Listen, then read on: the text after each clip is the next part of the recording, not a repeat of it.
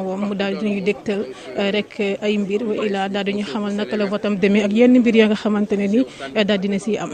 kon mën nañu tàmbali. monsieur le ministre d'État ñu ngi lay ziar. ñun nuyu la bàyyi la nga nuyoog ñi lay seetaan. salaamaaleykum wa rahmatulah wa barakaatuhu. di sant yàlla suñ borom tabaraka wa taala mi ñu may ñu fekke di gërëm sant Sénégal yëpp. élection nii rek la.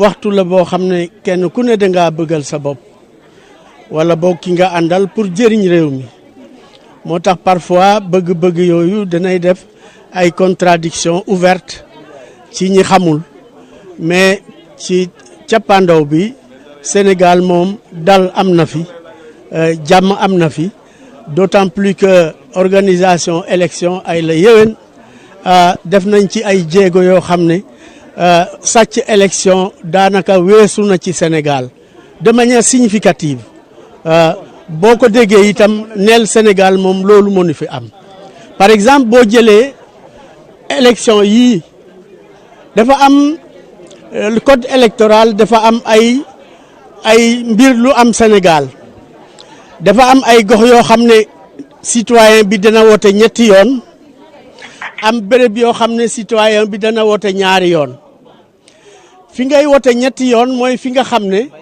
dafa am élection départementale am élection municipale de ville am élection municipale simple foofu ñetti yoon ngay wote boo jëlee par exemple le cas de Rufisque wala le cas de Thiès mais boo ñëwee ci gox yi nga xam ne élection municipale moo fa am ak élection ville code électoral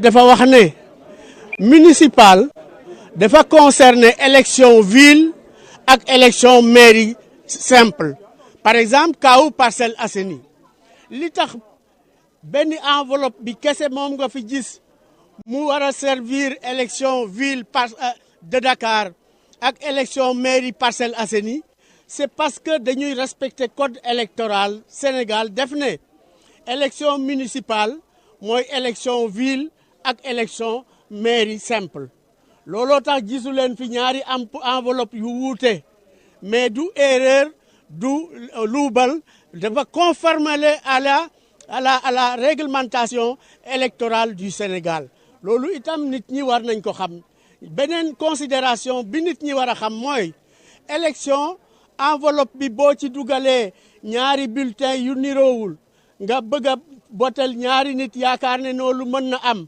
bu dee dugal nga ci benn enveloppe ñaari candidat yu bokkul bu boobaa élection boobu day nul pour yow boo dugalee bu xonq ak bu ñuul par exemple nga dugal ko ci benn enveloppe pour bañ a tudd turu kenn boo boolee ñaari nga dugal ko ci benn enveloppe wote boobu dafay nul kenn du ko compter bu dee da ngaa jël nag benn couleur bi nga jël ci ñaari enveloppe ñaari bulletin xëy na da ngaa juum wala da ngaa xër par exemple bu dee da ngaa jël enveloppe boo xamante ne bii benn enveloppe bi la nga jël ñaari bulletin par exemple bulletin nañ jël Benno Bokk Yaakaar ngay xër yaakaar ne boo dégalee ñetti bulletin ci même enveloppe bi da ngay am ñetti yoon pour sa candidat boo boobaa yàquwul wante benn wot kese lay compter même couleur bu dee dafa bari ay bulletin nga dugal ko ci benn enveloppe bi wote boobu nulul yàquwul wante benn kese lay compter. Ces considérations dites, je voulais dire à l'ensemble du peuple sénégalais que conformément à la tradition, l'élection au Sénégal a été régie par des textes après la Constitution, après les lois, après les règlements. L'élection au Sénégal, sur la base de concertation des acteurs politiques, a été cernée pour éviter les doubles emplois, le vote multiple et, de manière générale, des manipulations qui ne respectent pas la transparence, la régularité et quand même la sincérité. Ceci dit, ces élections, comme dans le passé, se passent et se passeront comme d'habitude dans la transparence, la régularité et la sincérité. Ce qui existe, à cause de ce que l'homme n'est pas complet, l'organisation peut connaître des retards dans certaines zones. Et on a assisté ici au Sénégal, en son temps, des élections qui se sont passées sur 2 jours, ce qui ne doit pas exister. N'est-ce pas? Il y avait un vote un dimanche et le deuxième vote a eu lieu un mercredi, je pense. Mais c'était des questions d'organisation. Depuis lors, l'organisation peut connaître des manquements. Et vous savez que les acteurs politiques sont très aigus au Sénégal et exigeants. Dès lors qu'il y a une défaillance pour ne pas donner le même nombre, la même chance à l'ensemble des candidats, le devoir est de dire non, on ne vote pas tant que tout le monde n'est pas mis sur le même pied d'égalité. Par exemple, l'absence de bulletins pour un parti politique ou une liste de candidats peut effectivement entraîner à ce qu'il y ait un blocage pour mettre tous les candidats sur le même pied d'égalité. Ça, c'est la loi.